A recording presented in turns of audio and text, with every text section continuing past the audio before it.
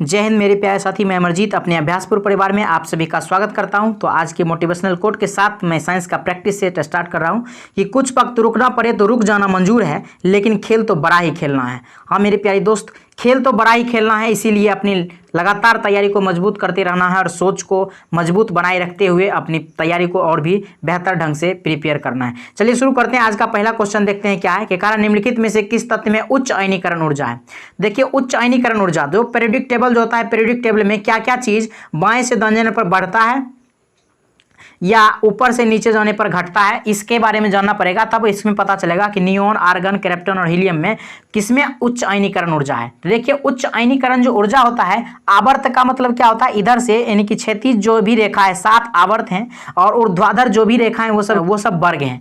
तो हम कह सकते हैं कि वर्ग और आवर्त में आप समझना पड़ेगा कि क्या होता है। देखिए सबसे पहले क्या समझेंगे इसमें कि आयनीकरण ऊर्जा जो है आवर्त में बढ़ता है। क्या होता है, आवर्त का मतलब हो गया बाएं से दाएं जाने पर, किसमें बाएं से दाएं जाने पर आयनीकरण ऊर्जा क्या होता है, बढ़ता है। तो इसमें कह रहा है कि उच्च आयनीकरण ऊर्जा, इसका मतलब बढ़ना चाहिए। तब देखिए नियोन जो ऊपर से नीचे आने पर क्या होता है, ऊपर से वर्ग में ऊपर से नीचे आने पर घटता है। तो इसका मतलब हीलियम सबसे टॉप में है, टॉप में तो सबसे बड़ा होगा तभी तो ये घटेगा नीचे आने की ओर। तो हीलियम के बाद इधर नियोन आता है, उसके बाद आता है आर्गन, उसके बाद आता है क्रिप्टन। ठीक है, तो इसका मतलब है कि हीलियम का सबसे अधिक आयनीकरण होगा, उसके बाद नियोन का, आर्गन का होगा, तब क्रिप्टन का होगा। तो इस प्रकार से हम कह सकते हैं कि नीचे आने पर आयनीकरण ऊर्जा घटता है तो सबसे अधिक किसका होगा, हीलियम का होगा।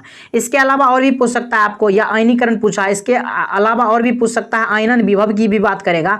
आयनन विभव की तो वो भी क्या होगा, इसी प्रकार से होगा, ऊपर से नीचे आने पर क्या होगा, घटेगा और बाएं से दाएं जाने पर बढ़ेगा। या फिर इलेक्ट्रॉन बंधुता की बात करेगा तो भी यही सेम होगा, और विद्युत ऋणात्मकता की भी बात करेगा तो सेम होगा। यानी कि याद रखिएगा, आपको आयनन विभव कहे या आयनीकरण कहे या इलेक्ट्रॉन बंधुता कहे या विद्युत ऋणात्मकता कहे, सभी में यही कंडीशन होता है कि ऊपर से नीचे आता है तो घटता है, बाएं से दाएं जाने पर बढ़ता है। तो याद रखिएगा, इसमें क्या हो जाएगा, हीलियम हो जाएगा इसका सही आंसर। चलिए आगे बढ़ते हैं, अगला क्वेश्चन देखते हैं। अगला क्वेश्चन क्या कह रहा है, अगला क्वेश्चन है कि एक तत्व की परमाणु संख्या 20 है तो उसके रासायनिक गुण निम्न में समान होंगे। देखिए इसका इलेक्ट्रॉनिक विन्यास 2, 8, 10, 10, 8, 18 और 2, 20 पुर गया। अब देखिए इसके बाह्यतम कक्षा में 2 इलेक्ट्रॉन है, तो हमको ये भी देखना पड़ेगा कि निम्नलिखित में से कौन से तत्व का बाह्यतम कक्षा में 2 इलेक्ट्रॉन आएगा। तो इसमें देखिए ये 2 है, तो इसका मतलब कि 2 और 2, यानी कि पहला कक्षा में तो 2 ही होता है केवल में, L यहाँ पर M और ये N है, तो बाह्यतम कक्षा में इसमें भी 2 है। तो इस प्रकार से हम कह सकते हैं कि ये जो है बेरिलियम,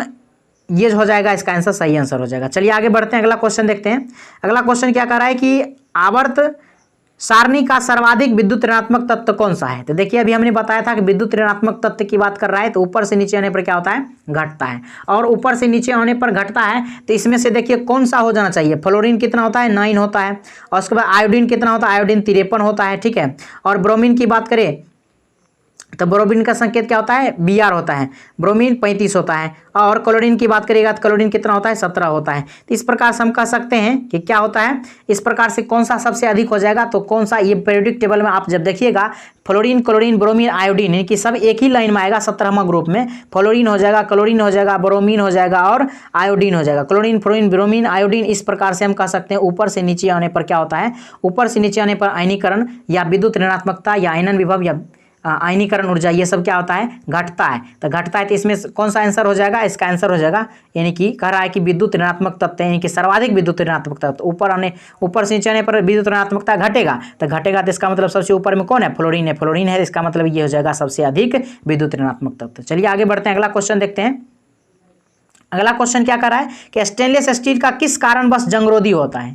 देखिए जंगरोधी होता है, इसका ऑप्शन डी हो जाएगा, यानी क्रोमियम मिला देने के कारण क्या होता है कि स्टेनलेस स्टील जो होता है वह जंगरोधी हो जाता है। अब देखिए सल्फर जो है यह बर्फ रबर में मिला जाता है, किसमें, इसे रबर में मिला जाता है, रबर को कठोर करने के लिए सल्फर मिला जाता है, रबर को कठोर करने के लिए। और कार्बन की बात करेगा तो कार्बन कठोर करने के लिए मिला जाता है, किसमें, स्टेनलेस स्टील में मिलाया जाता है, कार्बन कठोर करने के लिए मिलाया जाता है। और बेरिलियम का कोई तो है नहीं, तो इस प्रकार से इसका ऑप्शन क्या हो जाएगा, डी हो जाएगा, यानी कि क्रोमियम जंगरोधी के लिए और कार्बन हम लोग स्टील को हार्ड करने के लिए बनाते हैं। अगला क्वेश्चन है कि मीथेन के जलने पर क्या होता है। देखिए मीथेन के जलने पर क्या होता है, तो मीथेन के जलने पर क्या होगा, तो इसमें सबसे पहले नंबर तो देखिए मीथेन क्या होता है, CH4 प्लस इसका ऑक्सीजन की उपस्थिति में कोई भी चीज़ जलता है तो इससे क्या बनेगा, CO2 प्लस H2 बनेगा। क्या बनेगा, CO2 प्लस H2 बनेगा। तो हम कह सकते हैं कि कार्बन डाइऑक्साइड एवं पानी निकलता है, पानी निकलता है। तो इस प्रकार से हम कह सकते हैं क्या होगा, ऑप्शन नंबर इसका डी सही आंसर हो जाएगा। ठीक है, चलिए आगे बढ़ते हैं, अगला क्वेश्चन देखते हैं। अगला क्वेश्चन कर रहा है कि धातु क्रम एक प्रक्रिया है। क्या धातु क्रम एक प्रक्रिया है किसके? तो यह धातु क्रम प्रक्रिया अयस्कों से धातुओं को निकालने की प्रक्रिया को क्या कहते हैं? धातु क्रम कहते हैं। तो ऑप्शन नंबर इसका सी सही आंसर हो जाएगा। चलिए आगे बढ़ते हैं, अगला क्वेश्चन देखते हैं। अगला क्वेश्चन क्या कर रहा है कि कठोर साबुन बसीय अम्ल के सोडियम लवणों से निर्मित होते हैं। क्या यह सही है? दूसरा देखिए ऑप्शन क्या कर रहा है कि दूसरा ऑप्शन है कि मृदु साबुन बसीय अम्लों में पोटेशियम लवणों से निर्मित होते हैं। क्या यह सही है? कठोर साबुन जल में अधिक विलय होते हैं जबकि मृदु साबुन में जल कम विलय होते हैं। देखिए यही गलत है। क्या यही गलत है? कह रहा है कि कठोर साबुन जल में अधिक विलय होते हैं। बिल्कुल गलत बात है।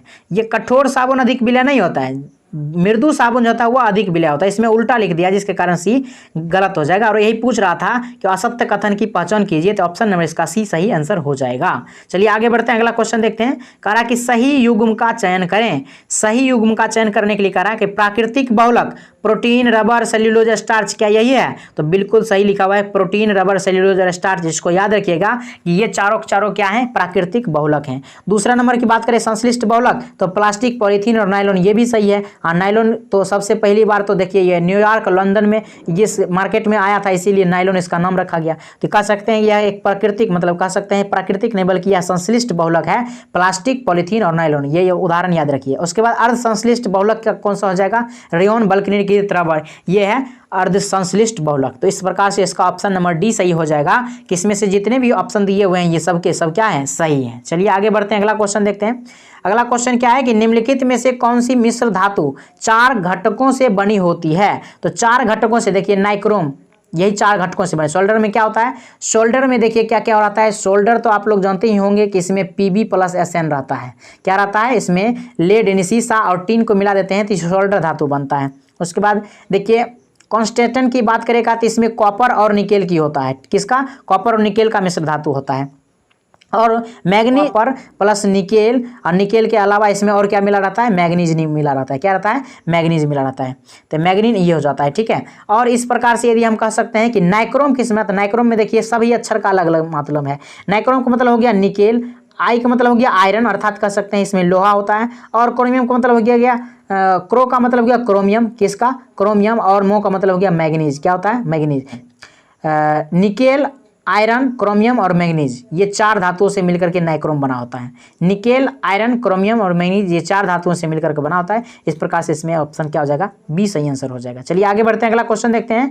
अगला क्वेश्चन कह रहा है कि वह वस्तु जिसकी गंध एसिडिक तथा बेसिक माध्यम में बदलती हो को डैश कहते हैं। इसको कहते हैं ऑल्फैक्टरी संकेतक, यानी कि कह सकते हैं घ्राण सूचक भी इसको हिंदी में बोलते हैं। ठीक है, ऑल्फैक्टरी संकेतक इसको कहा जाता है, जो कि एसिडिक और बेसिक माध्यमों को बदलती है। मतलब कि कह सकते हैं इसके द्वारा पता हम चलता है हमको कि वो एसिडिक है कोई भी चीज़ या क्षारीय है, क्या है नहीं है। ठीक है, इस प्रकार से ऑप्शन इसका बी सही आंसर हो जाएगा। चलिए आगे बढ़ते हैं, अगला क्वेश्चन देखते हैं। अगला क्वेश्चन क्या कह रहा है? अगला क्वेश्चन है निम्नलिखित युग्मों में से कौन सी सुमेलित है? तो देखिए सल्फर डाइऑक्साइड, क्या यह दांत होता है? दांत में सल्फर डाइऑक्साइड होता है। तो ये क्या है? ये जो है सो कह रहा था कौन सी सुमेलित है, तो देखिए ये गलत है। दांत में सल्फर डाइऑक्साइड नहीं होता है। ठीक है, दांत कैल्शियम सल्फेट का बना होता है। उसके बाद देखिए फ्लोराइड, भोपाल गैस त्रासदी फ्लोराइड हुआ था, नहीं, बिल्कुल ये भी गलत है। उसके बाद मिथाइल आइसोसाइनेट, देखिए अम्ल वर्षा, ये गलत है, ये भोपाल गैस त्रासदी में हुआ था। ठीक है, और ओजोन रिक्तता का था चर्म कैंसर, ये सही है। क्या है? डी नंबर सही है। ओजोन रिक्तता जो होता है अर्थात कह सकते हैं चर्म कैंसर होता है ओजोन की। ओजोन परत होने से वहां से पराबैंगनी किरण जो त्वचा पर पड़ती है तो उससे चर्म रोग हो जाता है। चलिए आगे बढ़ते हैं, अगला क्वेश्चन देखते हैं। अगला क्वेश्चन सूची को मिलान करना है। क्या सूची को मिलान करना है? देखिए इसमें से सूची को मिलान करने के लिए इसमें कौन सा ऑप्शन सही है? इसका ऑप्शन देखिए टेक्नोलॉजी दिवस की बात करेगा तो टेक्नोलॉजी दिवस मनाया जाता है 11 मई को। कब मनाया जाता है?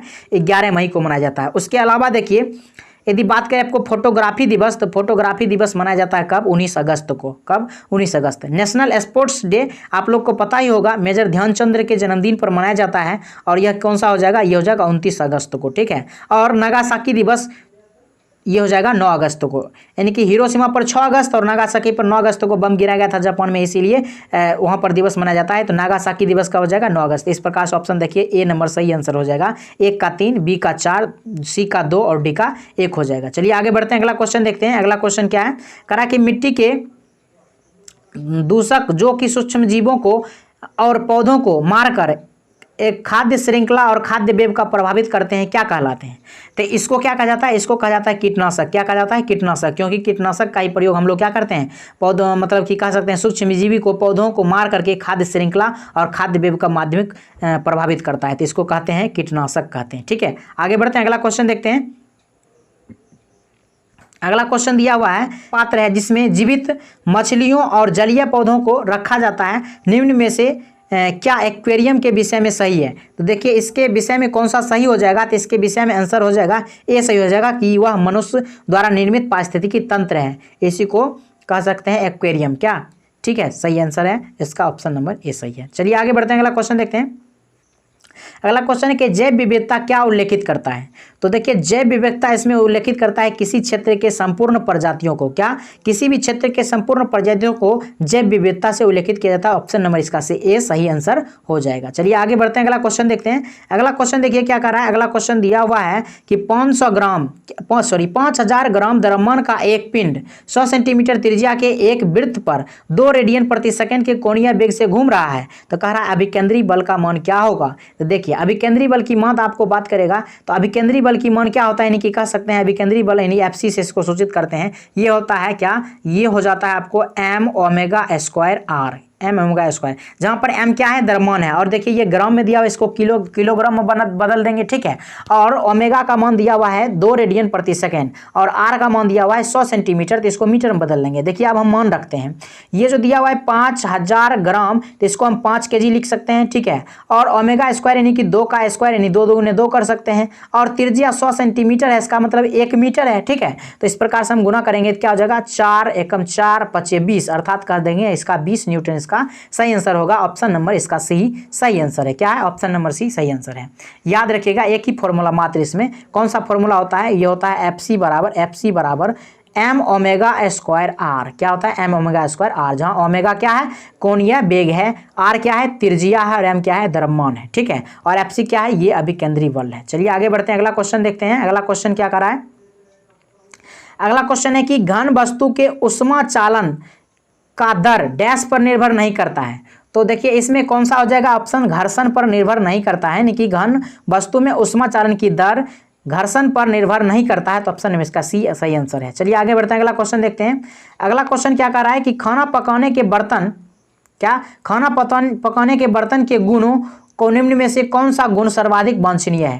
तो देखिए क्या होना चाहिए इसमें? निम्न विशिष्ट ऊष्मा और उच्च तापीय चालकता होना चाहिए, क्योंकि देखिए विशिष्ट ऊष्मा यदि उच्च हो जाएगा तो फिर क्या होगा? जल्दी खाना जल जाएगा, तो खाना को जलने से बचने के लिए विशिष्ट ऊष्मा होना चाहिए लेकिन उच्च तापीय, यानी कि निम्न विशिष्ट ऊष्मा होना चाहिए लेकिन उच्च तापीय चालकता होना चाहिए, ताकि जल्दी से वो गर्म हो जाए पर विशिष्ट ऊष्मा कम रहे, ताकि वो कोई भी चीज़ जलने से बच जाए। ठीक है, ऐसे खाना पीना कुछ भी रहेगा उसमें जल जाएगा, इसीलिए क्या करते हैं? उसमें निम्न विशिष्ट ऊष्मा और उच्च तापीय चालकता वाला बर्तन को यूज करते हैं, अर्थात कह सकते हैं खाना पकाने वाले बर्तन में ये गुण विशेष रूप से होता है। चलिए आगे बढ़ते हैं, अगला क्वेश्चन देखते हैं।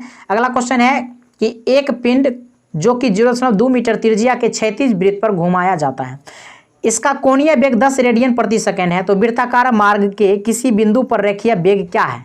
तो देखिए इसमें सबसे पहले रेखीय वेग पूछ रहा है, तो रेखीय वेग का फॉर्मूला क्या होता है? तो रेखीय वेग की फॉर्मूला की बात करेगा तो रेखीय वेग बराबर फॉर्मूला आपको हो जाता है कोणीय वेग। क्या हो जाता है? हो जाता है कोणीय वेग, और गुणे क्या कर सकते हैं? कोणीय वेग गुणे त्रिज्या। क्या करेंगे? त्रिज्या। तो अब यहाँ पर मान रखिए, देखिए रेखीय वेग बराबर हमको निकालना है, यानी कि कह सकते हैं v बराबर ओमेगा आर, क्योंकि कोणीय वेग ओमेगा होता है, आर त्रिज्या होता है। अब इसमें मान रखिए, देखिए इसमें दिया हुआ है कितना? 10 रेडियन कोणीय वेग प्रति सेकंड, और उसके बाद जाकर के त्रिज्या का मान कितना दिया है? 0.2, और इसको दशमलव उड़ाएंगे तो बटे में 10 आएगा, 10 से 10 कट जाएगा तो कितना आएगा? 2 आ जाएगा, कह सकते हैं 2 मीटर प्रति सेकंड, इसका ऑप्शन नंबर ए सही आंसर हो जाएगा। चलिए आगे बढ़ते हैं, अगला क्वेश्चन देखते हैं कि एक स्रोत क्या है? अगला लास्ट क्वेश्चन है, एक स्रोत तरंग के 0.3 सेकंड में 40 शिखर यानी कि क्रेस्ट और 40 गर्त ट्रप बनते हैं, तो तरंग की आवृत्ति क्या है? मतलब कह सकते हैं कि इसमें दिया हुआ जो है कंपन का मान दे दिया है। क्या कंपन का मान दे दिया है कि 40 बार कंपन करता है। ठीक है, और इसमें कितना सेकंड लेता है? तो इसमें समय भी दे दिया है, समय दे दिया है कितना? 0.3 सेकेंड। और इसमें जो हम कह सकते हैं कि आवृत्ति बराबर फॉर्मूला क्या होता है, आवृत्ति बराबर होता है कंपन प्रति सेकेंड। क्या होता है, कंपन प्रति सेकेंड। तो कंपन का मान 40 है और समय 0.3, 3 उड़ाएंगे दशमलव तो यहाँ 400 आ जाएगा और 3 से लगभग काटेंगे तो आ जाएगा 133.33। क्या आ जाएगा, 133.33 हर्ट्ज हो जाएगा। तो इसका ऑप्शन नंबर सी सही आंसर हो जाएगा। इस प्रकार से आपको 20 क्वेश्चन समझ में आया होगा। यदि आपको अच्छा लगा हो तो लाइक, शेयर और कमेंट जरूर कर दें। और अभी तक यदि चैनल को सब्सक्राइब नहीं किए हैं, सब्सक्राइब जरूर कर लें। तो यहाँ तक वीडियो देखने के लिए बहुत बहुत धन्यवाद। जय हिंद, जय भारत।